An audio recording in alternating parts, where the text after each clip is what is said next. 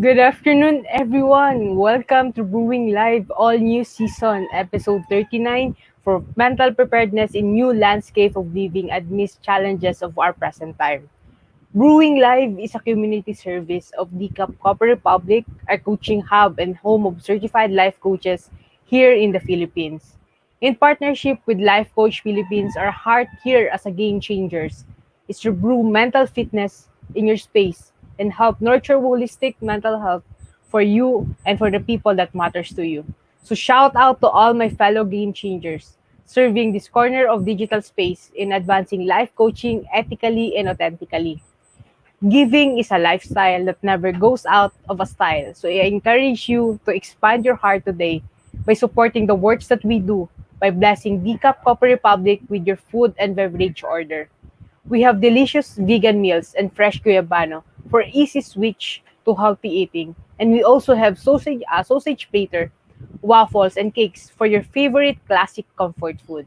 So please check our Facebook page for the menu of sumptuous meal and refreshing drinks or connect with Coach Rezzhel through 0917-586-1661 to bring the Cup Copper Republic experience to your place.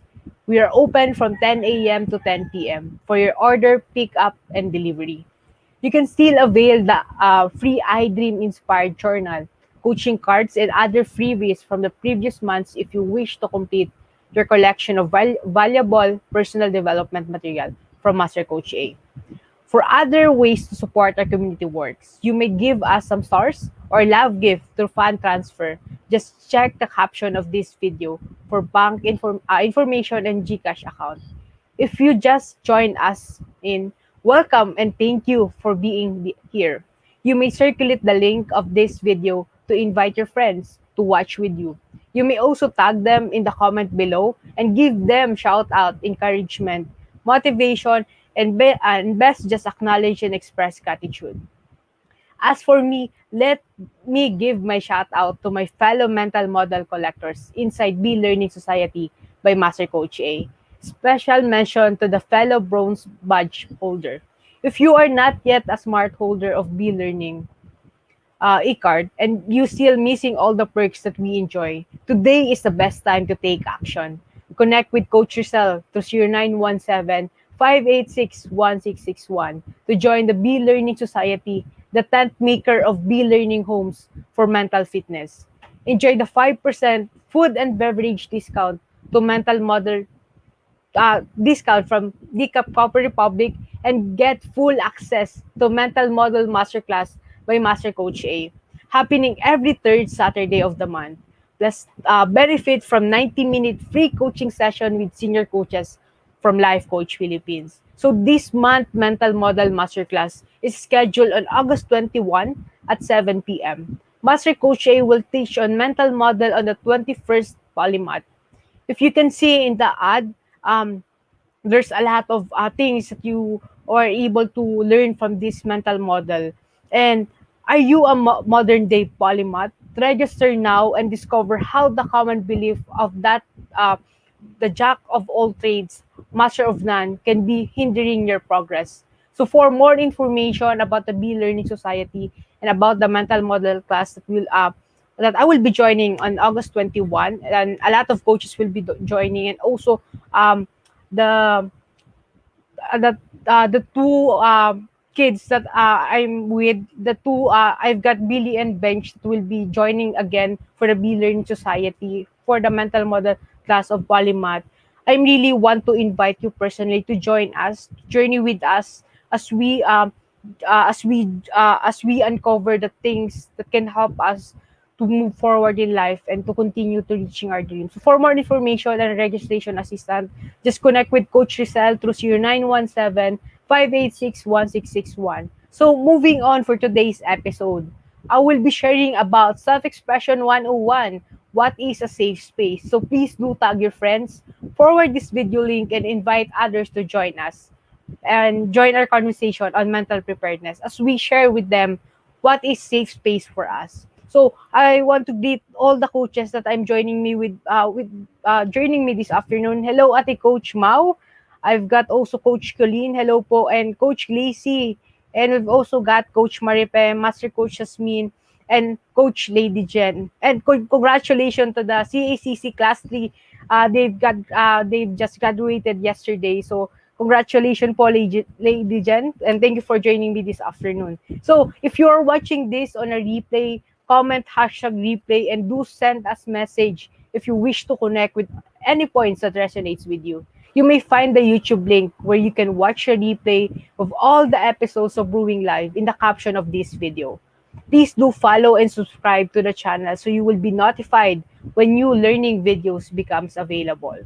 So hello everyone, I am Life Coach Tricia from Life Coach Philippines.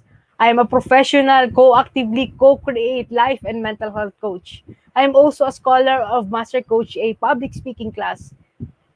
And I am inviting you to join us for our Samut Summit virtual event this coming August 10 and 11. I will be sharing about Expression Barometer, the air you need to breathe life to your dreams. We've got 20 coaching speakers that will also be sharing their own topics. So if you can visit you can visit my timeline to check other topics that will be speaking on that day. So this event is no monetary investment, but registration is required. So connect with any coaches in the comment section below, or you can connect with Coach Rezzhel through 0917-586-1661.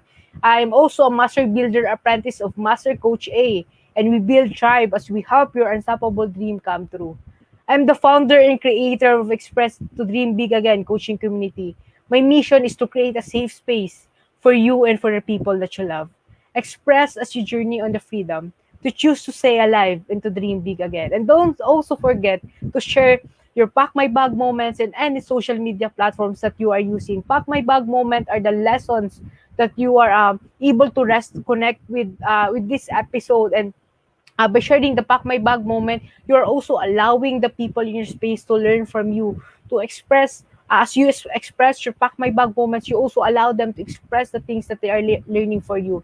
And don't forget to use the hashtag Pack My Bag moment so that we can find and support you. So today, let's talk about self-expression 101. What is a safe space? Hello, Sister Coach Saivel, congratulations for the yesterday graduation. So thank you for joining me this afternoon. So, um, have you ever felt that you cannot express yourself because you don't feel safe expressing it? You cannot express yourself because of the judgment of the society that you are in. You cannot express yourself because every time you try, they cannot just understand what you are expressing. But have you tried to express it to someone not in your space right now? You might be thinking, why should I express to someone new when the closest person, friend, family, or the people in my space right now cannot understand me? Way back, I had an experience in my life where I just shut down when no one can understand me. I just give up I just give up and stop speaking. I train my mind to just shut down when it seems no one can really hear me. And I end up choosing not to express myself at all. I just let everyone experience what they want to see and hear from me. But that was not really me. That was someone that I've created to fulfill how they want to see me. A lot of times in my life, I felt my emotions and thoughts was not valid. Not because the people cannot understand it, but I sarili ko pa lang hindi ko na iniisip na valid yung emotion na nafe-feel ko, and hindi ko na iniisip ko sa sarili ko na hindi importante kung ano yung nararamdaman ko. Kasi ang nasa isip ko nun, kung ano yung nararamdaman ko, normally mararamdaman din ng ibang tao. So, okay na sila na lang yung mag-express. Hindi na ako mag-express. But most of the time, wala pa nun I know na we've got different perspective that time, but hindi ko iniisip na maybe kung ano yung nafe-feel ko, hindi rin nafe-feel ng ibang tao. Or maybe yung nakaka-feel din ng nafe-feel ko is hindi rin ma-express yung sarili niya. So, I've just waited. Naghintay lang ako ng napakatagal na may mag-express ko ano yung nararamdaman ko. And nakalimutan ko that I am a unique human being. That each one of us is a unique human being. So, we need to express ourselves so that the other people can understand what we are, what do we want to express. A safe space should be a space that can provide a break from judgment, unsolicited opinions, and having to explain it. Being but having a safe space, you need to be responsible about it. Being responsible about how do you see your safe space. Pinipili mo ba yung safe space na yon dahil may kakilala ka doon, there is someone close to you nandun yon, or pinipili mo yung safe space na yon kasi para siya sa sarili mo. And you need to be responsible on who the people, sino yung mga taong inaalaw mo inside your space. So, for the past years, I don't really have a space that I can call as my safe space. Even at home, I cannot call it my own safe space because I cannot really express myself, cannot really express my opinions inside our family. I just choose to not to speak, not to express myself. So because even with myself, I don't really feel safe. So, can you imagine someone who cannot express themselves to their parents, to their friends, and even with themselves? Or do you know someone? Share this live with them as you share the 5 steps in uncovering your safe space. So, how many times have we heard about safe space? But until now, wala pa tayong mahanap na safe space, na matatawag nating safe space. How does a safe space look like? So let me share with you the 5 steps in uncovering your safe space. And if you have a safe space right now, if you have a community, a digital community right now, please share the link of your community so that the people who are finding their own safe space right now can say that there are a lot of people na may community na ngayon na pwede lang matry so that they can join and they can journey with. And let me share with you, as you share the link of the community that you have, let me share with you the 5 steps in uncovering your safe space. So first is set your ideal person. Yes po, a safe space will begin if you don't feel safe with yourself. You can set your ideal person to begin with para makapag-express ka. You can begin with someone that you can really express yourself. And that it's these 5 steps is my own journey po. I don't really feel safe expressing myself to myself. So I set an ideal person where I can really express myself. Your safe space will begin with identifying your ideal person, who you can start expressing yourself and you are allowing in your space. You can also define and you can also define them by reflecting from these questions. What's your ideal person that will help you in expressing yourself? What are the characteristics of this person you are looking for? Do you prefer to have a similarity with your ideal person? So these are the few questions that you can reflect on setting the ideal person where you can start expressing yourself. Ano ba yung mga characteristics na pwede nating tingnan? For me, yung mga characteristics na nag-work sa akin in setting my ideal person is someone na kahit hindi ako magsalita, may intindihan, and someone na bibigyan ako ng oras so that I can really express myself. And I am a living testimony that having a safe space can really allow you to express yourself po. This is where I begin. This is where my journey begins. Having a safe space, having an ideal person to express myself. So it's really important to set your ideal person. So that is the first step. And the second step is, as you set the ideal person, you can find your ideal person. So using the step 1, it can really help you in finding your ideal person. Kasi when you are able to define kung ano yung hinahanap mo, it will not create a frustration or confusion inside your mind. So it's really important to have definition of kung ano yung hinahanap mo. Kasi most of the times, marami tayong hinahanap. Pero in the end, hindi natin alam kung ano talaga yung hinahanap natin kasi we don't have a clear definition about it. So I am allowing you to learn from my own experience that having definition na things can really help you to find it and really express yourself. So the second step is find your ideal person. So sino yung taong nasa isip mo ngayon? So after defining your ideal person, dapat ganito siya, tahimik din siya, naiintindihan ako kahit hindi niya kapagsalita. Sino yung nasa isip mo right now? So my ideal person, let me share with you, is, and um I was not able to define it kaagad kung sino yung ideal person ko nang nasa journey ako.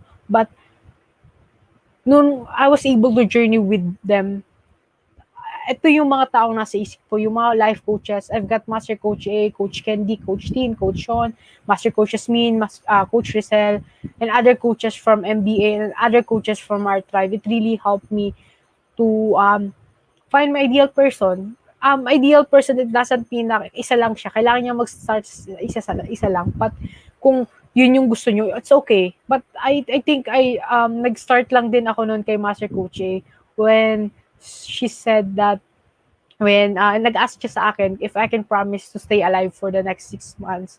So, doon ako nagsimula. Doon nag-start yung journey ko na this person, kahit hindi niya narinig yung mga my experiences, my past, she was able to, she give me hope that there is someone willing to help me to express myself. So, that's the story of it. So from there, from these 2 steps, you can create a list. So you can create a list. You can create 2 columns, and you can create the first table. Nandun yung name ng mga persons na prospect mo to be your ideal person. And yung nandito sa left side, you can put them the characteristic of them, ano yung mga similarity nyo, so that it can help you to identify sino ba talaga yung ideal person mo. So by writing those things, by writing those persons, the name, and listing them can really help you to identify. So I'm really encouraging you to write and not just to work inside of your mind. Kasi when you are able to write it, mas maganda siya sa pakaramdam, mas nare-recognize siya ng mind mo na there's a lot of ideal person where you can start expressing yourself. So the next step is allow yourself to express to them. The third step will allow you to figure out if your ideal person can help you, if is that your ideal person. So when you are trying to express with them, you can acknowledge, you can easily recognize kung yung ideal person na ba yun, siya na ba yun talaga yung hinahanap mong ideal person. So you need to give your chance an opportunity to express to them. It will help you to move forward in selecting who will you allow in your safe space. Yes, and being if hindi sila yung ideal person na hinahanap mo talaga, maybe you can identify them as someone that you will allow in your safe space. So there's a lot of benefits that you can learn from these steps, the 3 simple steps that you can do in uncovering your safe space. So let me you can also reflect from these questions. So what is the first thing that you will do when you allow yourself to express? Ano yung pinakaunang bagay na gusto mo i-allow mo yung sarili mo para i-express dun sa tao na yon? And what are the things that you are capable to do when you allow yourself to express? Ano-ano ba yung mga bagay that you are able to do when you allow yourself to express? Ako, I'm able to do FB Live. I'm able to show up and do this brewing live and to talk to other people. And as I choose to express myself to different episodes of Coaching Ting Talk and Brewing Live, it really helped me to express myself. Like dati when I'm speaking, I cannot really I cannot really smile. I cannot really make hand gestures so that it can really help me to express myself. But right now, I can really do it, and it takes time. But you need to trust the process, and you need to have someone to process you after doing a lot of things na bago sa inyo. Because when you have that someone, it can really help you to acknowledge that you've got progress. Kasi most of the time, yung mga taong katulad ko na hindi nakakapag-express ng masyado, ay kapag may mga bagay lang kaming kailangan gawin, ginagawa lang namin siya para mapunan namin yung responsibility namin dun sa tao, pero hindi namin siya ginagawa sa sarili namin. But having a life coach that can process you, you can really it can really help you to process, na ma-acknowledge mo yung mga bagay na ginagawa mo. And I think that is the most powerful thing in my journey, that I have someone that can really journey with me and Yung mga panahon na wala akong trust sa sarili ko, may mga taong naniniwala sa akin, nagtatrust sila sa akin. So it's a really big thing for us na kahit hindi kami naniniwala sa sarili namin, there's a lot of people who is believing in us. So, the last question that you can reflect is, what activities do you want to try? When you allow yourself to express dun sa ideal person na yon, ano yung mga activities na gusto mong itry? And the next step is define your safe space. Ano ba sa'yo yung safe space? So we know we've got a definition earlier about safe space, that a safe space should be a space where you can really express yourself without judgment. But what is your own definition of safe space? You have the power to define your own safe space. And you have the power to define kung ano ba yung mga nandun sa safe space mo na yon. You have just to identify it. Isulat mo siya doon sa baba ng list na ginawa mo kanina. And having that definition can really help you to identify kung ano ba talaga yung safe space mo. And the last step in uncovering your safe space is, how does it look like? Paano ba? Ano ba yung mukha ng safe space mo? How many people do you consider inside your safe space?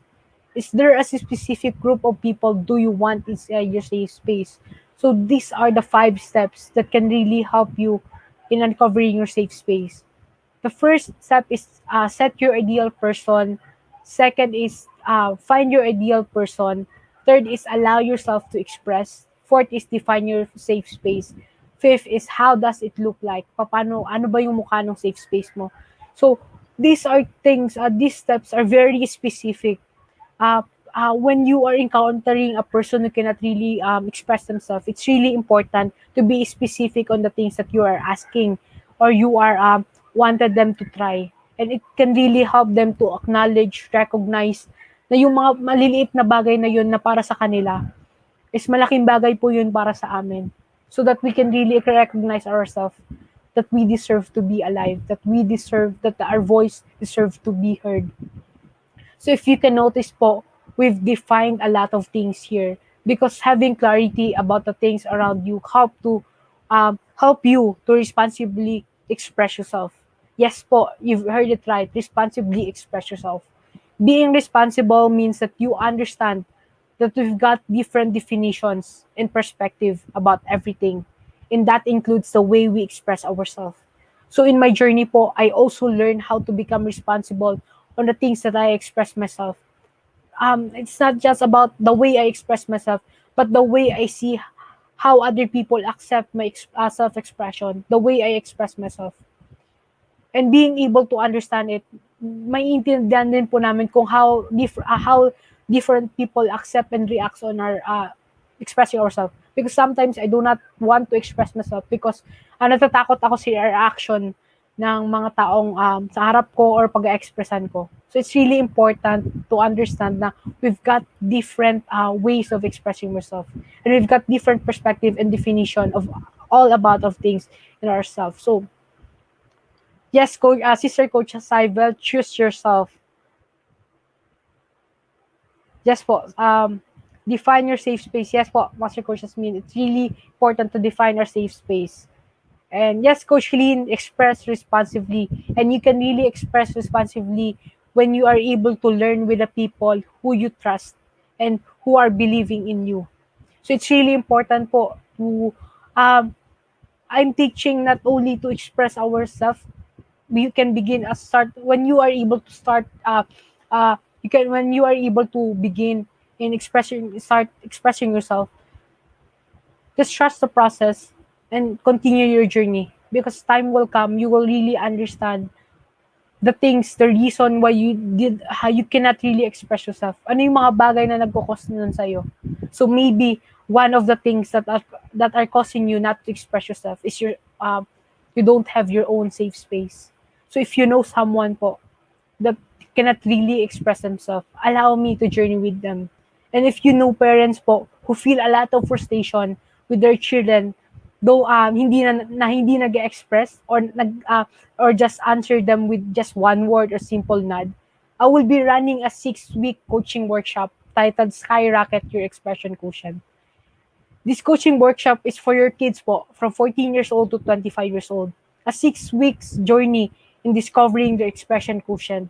And it includes unlimited 30 minutes for personal coaching for 45 days, unlimited chat support for 45 days, and the 21st Polymath Mental Model Masterclass by Master Coach A. A free 21st Polymath Mental Model Master Coach by Master Coach A. So these are the things that might be that can really help your children to really express themselves, understanding that they are not alone, and there are a lot of things uh, that can really help them to express themselves. Maybe at this moment they cannot really express themselves because they don't really understand themselves. So I'll be teaching in this 6 coaching workshop in module 1, understanding myself better. They will discover about themselves more, and they will learn to embrace their imperfections and flaws. They will appreciate and recognize themselves as a human being. So I'm really inviting you po. If you know someone, let them know that I will be running a 6-week coaching workshop titled Skyrocket Your Expression Quotient. Because this workshop will be a really big help to our generation, to our generation that doesn't really express themselves. So if you want to know more about it, just connect with me po through 0927-997-3015. So thank you for joining me today in supporting the advancement of mental fitness. Every Saturday at 4 p.m., DCAP Corporate Republic hosts a face-to-face free talk on mental preparedness. But we've just clarified about it because right now the ECQ po tayo ulit ngayon. So I think we will not have a face-to-face, but you can connect with Coach Candy because I think she will be providing a virtual talk about free mental preparedness. So if you wanted to talk about mental preparedness with Coach Candy, so just connect with Coach Rezzhel po so that she can connect you with Coach Candy, and you can connect with them through 0917-586-1661. So I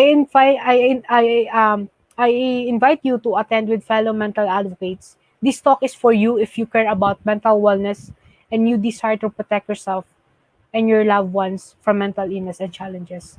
So if you are interested to become a professional service provider, either a life coach or a mental health coach like us, connect with Coach Rezzhel through 0917-586-1661 to know more about the co-actively co-create life certification program by Master Coach A.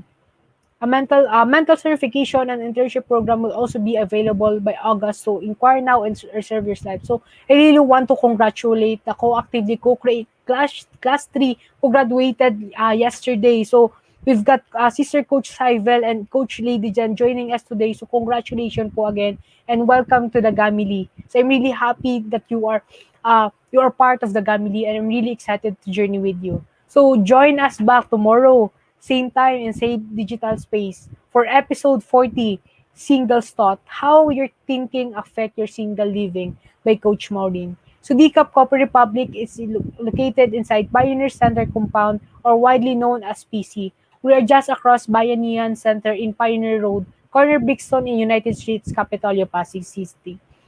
This is Coach Tricia, mentally fit to serve in behalf of Life Coach Philippines. And this is us in the Philippines. Love, Bam Boom. See you tomorrow and have a blessed Sunday.